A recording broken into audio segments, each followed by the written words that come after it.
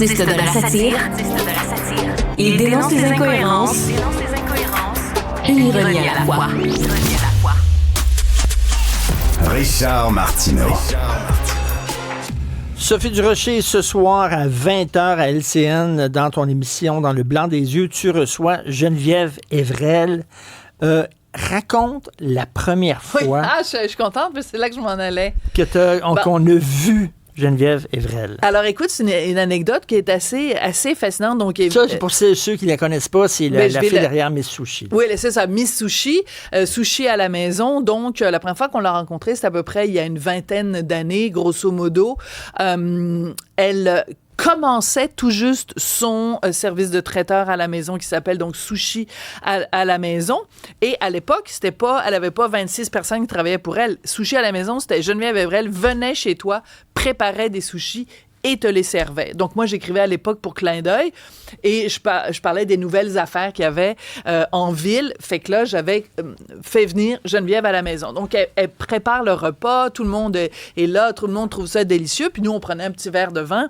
Et moi, je dis à Geneviève, viens prendre un verre de vin avec nous. Elle dit non, avec un grand sourire. J'ai wait donc, viens prendre un verre de vin. Et là, elle dit non.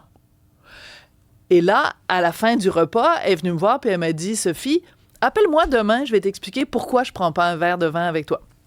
Longue histoire, je l'appelle le lendemain, elle me dit, écoute, moi, mon père est alcoolique, ma mère est alcoolique et junkie et prostituée, j'ai vécu une enfance de marde, et là, elle commence à me raconter son enfance où 52 fois déménagé parce que sa mère ne payait pas le loyer, il se faisait couper l'électricité en plein hiver, elle était obligée de vendre, tu sais, il y avait toujours des gens qui consommaient de l'alcool ou des drogues à la maison, elle a vécu dans une piquerie puis tout ça, et à un moment donné, elle a été obligée de prendre des bouteilles vides de bière qui traînaient à la maison, elle les apportait au dépanneur pour avoir la consigne, pour avoir assez de sous pour se rendre à l'école. Elle n'avait pas d'argent pour se rendre à l'école en autobus. Elle habitait à Limoilou, donc à Québec, il n'y a pas de métro. Donc, elle me raconte tout ça, puis moi, j'écrivais à ce moment-là pour le magazine 7 jours. J'ai dit, toi, là, je raconte ton histoire dans le magazine 7 jours. Fait qu'on avait fait un spread, vraiment un gros 2 pages avec une grosse photo, une enfance dans la misère, puis tout ça. Regarde où elle est rendue aujourd'hui. Alors, juste pour ceux qui savent pas, elle a 6 comptoirs Miss Sushi un petit peu partout à travers le Québec.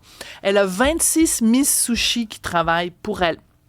Elle est rendue à 50 produits sushi à la maison Miss Sushi disponibles en exclusivité chez IGA. Et ça va des boudins de tartare, de saumon pour faire du tartare à de la mayonnaise épicée. Elle a même un vin, le vin Geneviève Evrel, c'est assez ironique quand on connaît l'histoire. Bref, je la reçois à l'émission parce que c'est une femme qui me fascine. Elle est d'une résilience exemplaire. Elle vient de gagner aux Gémeaux, là. Et elle a gagné aux Gémeaux, donc au dernier Gémeaux, elle était en nomination dans la catégorie Prix du public personnalité féminine de l'année contre Jeannette Bertrand, Véronique Cloutier, Florence Lompré qui a écrit Empathie et France Baudouin. Et qui a gagné? C'est elle. Et pourquoi elle a gagné? Parce que les gens l'adorent et aussi parce qu'il y a toute une communauté de gens. Elle était même pas en nomination. Les gens de sa communauté, les gens qui la suivent et qui l'aiment et qui l'adorent, ont écrit à l'organisation des Gémeaux, à l'Académie, en disant comment ça se fait, nous on a vu le documentaire Maman a le cancer sur elle, comment ça se fait qu'elle n'est pas en nomination? Et c'est la force de la communauté qui a fait en sorte qu'ils ont rajouté son nom sur la liste des finalistes et elle a gagné. Bref, une fille d'une résilience exemplaire parce qu'en plus elle a eu le cancer à 37 ans, enceinte de 34 semaines. C'est une histoire de vie absolument sidérante. Et donc, je voulais l'interviewer. Aux États-Unis, là, il y a un film sur elle avec une comédienne qui joue son rôle. C'est possible que ça se passe. Alors, je lui ai demandé, à un moment donné, dans l'entrevue, que je recommande à tout le monde de voir ce soir à 8h, je lui ai demandé à un moment donné dans l'entrevue de me raconter un événement que moi, j'ai toujours trouvé traumatisant. À un moment donné, sa mère et elle vivaient dans une piquerie, puis il y a un gars qui s'est présenté à la porte et qui a dit à la mère de Geneviève, « Je te donne de la drogue, puis en échange, voici ce que je te demande. On écoute l'extrait. Okay, c'est là qu'il mentionne, je vais prendre ta fille en échange, tu sais. C'est un petit appart super lugubre, pas de fenêtre à peine. Là. Personne ne m'aurait entendu crier, tu comprends? C'est probablement la chose la plus traumatisante que j'ai vécue à ce jour. Puis vois-tu, mon cerveau, des fois, là, on dirait qu'il me laisse pas y retourner, tu sais, aussi facilement. Pour te protéger. Ben oui. Alors, le gars est arrivé, il lui a dit, je te donne la drogue en échange de ta fille. Alors, évidemment, la mère de Geneviève Evrel a dit « Hey, toi, mon esprit d'écœurant, sors d'ici, il est hors de question. » Mais c'est ça que je discutais aussi avec Geneviève, c'est sa mère était gelée tout le temps. Puis sa mère avait vraiment besoin de drogue, elle prenait du Dilaudil. Et donc, et c'est pour ça qu'elle se prostituait, parce que ça coûtait cher. Sa mère aurait été juste un petit peu plus gelée ou un peu plus en manque. C'est possible qu'elle aurait dit ben, prends ma fille en échange, tu comprends? Mais en même temps, j'ai posé à la fin de l'entrevue, j'ai demandé à Geneviève, il faut absolument que je te fasse jouer cet extrait-là, puis tu vas capoter ta vie. J'ai demandé à Geneviève, j'ai dit, qu'est-ce qui a fait que toi, tu t'en es sortie? J'ai dit, il y a plein de gens à Limoilou qui ont vécu la même misère que toi. Puis écoute, moi, là, je suis partie à pleurer à l'intérieur quand elle m'a donné la réponse. Donc, la question, c'est, qu'est-ce qui fait que toi, Geneviève, tu t'en es sortie? Oh mon Dieu, je pense que c'est parce que j'ai été aimée. Je pense que ma mère, elle m'aimait. Ma mère, elle a été complètement dysfonctionnelle. Ma mère, elle avait pas d'outils du tout dans son coffre à outils, mais il n'y a jamais un moment où j'ai douté de l'amour de ma mère. Puis je pense que c'est ce qui m'a toujours gardée heureuse et en vie d'une certaine manière, c'est de faire, j'ai tout vécu ça, mais ma mère, c'est une bonne personne, puis elle m'aimait. C'est incroyable.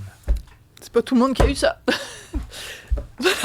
Effectivement, non, on va touchant. regarder ça ce soir. Une femme exemplaire, excusez-moi de moment d'émotion, mais je veux dire, je suis à chaque fois, et j'ai commencé l'entrevue en lui disant, écoute, ça fait 40 ans que je fais ce métier-là, et tu es la personne dans le monde du show business, dans le monde des affaires, pour qui j'ai le plus d'admiration, parce que c'est celle qui est partie du plus bas pour monter le plus haut. Tu sais, il y en a des gens au Québec qui ont eu des enfances difficiles, puis tout ça, mais ça, là... C'est extrêmement impressionnant. Ouais, merci vraiment. Beaucoup. Merci, Sophie.